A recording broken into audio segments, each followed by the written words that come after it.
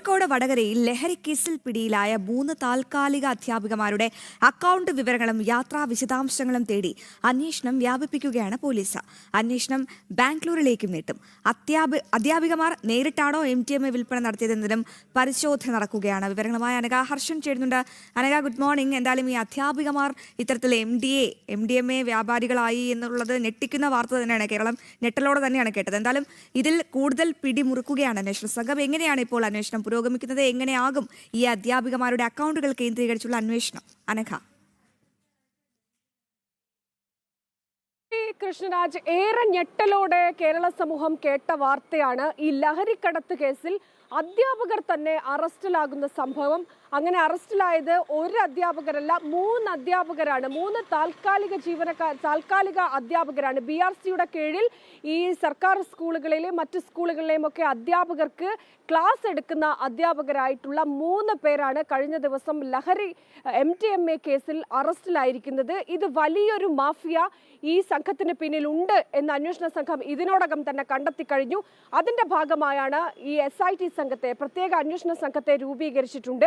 ഈ അന്വേഷണ സംഘമാണ് ഇപ്പോൾ ഇതുമായി ബന്ധപ്പെട്ട് അന്വേഷണം മുന്നോട്ട് കൊണ്ടുപോകുന്നത്. ഈ കേസിൽ ഏറ്റവും നിർണായകം, കഴിഞ്ഞ ഒരു മാസത്തിനിടെ ഈ കീർത്തനയുടെയും കാവ്യയുടെയും ഒക്കെ അക്കൗണ്ടുകളിൽ ലക്ഷങ്ങളാണ് വന്നിരിക്കുന്നത്. 14ഉം 9ഉം ലക്ഷം. അങ്ങനെ ഒരു മാസം 2 മാസത്തിനിടെയൊക്കെ ഇത്രയധികം തുകയാണ് ഇവരുടെ അക്കൗണ്ടിലേക്ക് വന്നിരിക്കുന്നത്.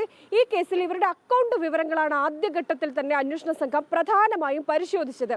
ഈ പരിശോധിച്ചതിൽ നിന്നാണ് ഇവർ ഇടയ്ക്കിടയ്ക്ക് ഈ ബാംഗ്ലൂരിലേക്ക് പോകുന്നുണ്ട് എന്ന് കണ്ടെത്തിയത്. ഈ 3 അധ്യാപകരും ഇടയ്ക്ക് ബാംഗ്ലൂരിലേക്ക് പോകുന്നുണ്ട്. അങ്ങനെയെങ്കിൽ ഇവർ മറ്റ് ചങ്ങലകളോ അല്ലെങ്കിൽ മറ്റ് കണ്ണികളൊന്നുമില്ലാതെ നേരിട്ട് ലഹരി വിൽപ്പന നടത്തുന്നുണ്ടോ എന്നുള്ളൊരു സംശയം കൂടി ഇപ്പോൾ അന്വേഷണ സംഘത്തിനുണ്ട്. അതിന്റെ ഭാഗമായാണ് ഇപ്പോൾ ബാംഗ്ലൂരിലേക്ക് കൂടി അന്വേഷണം വ്യാപിപ്പിക്കാനുള്ള നീക്കം നടത്തുന്നത്. എന്തിന് ഇവർ ഇടയ്ക്ക് ബാംഗ്ലൂരിലേക്ക് പോകുന്നു? അവിടെ നിന്ന് ഏതെങ്കിലും തരത്തിൽ ഈ MDMA പോലുള്ള മാരക രാസലഹരി കേരളത്തിലേക്ക് കൊണ്ടുവരികയും ഇവർ തന്നെയാണോ വിൽപ്പന നടത്തുകയും ചെയ്യുന്നത് എന്നാണ് പ്രധാനമായും പരിശോധിക്കുന്നത്. 3 പേരെയും ഒരുമിച്ചിരുത്തി പ്രാഥമിക ഘട്ടത്തിൽ 3 പേരെയും ഒരുമിച്ചിരുത്തി ചോദ്യം ചെയ്തതിൽ നിന്ന് ആദ്യം ഇവർ കുറ്റം നിഷേധിച്ചെങ്കിലും പിന്നീട് സമ്മതിക്കുകയും ചെയ്തിട്ടുണ്ട്.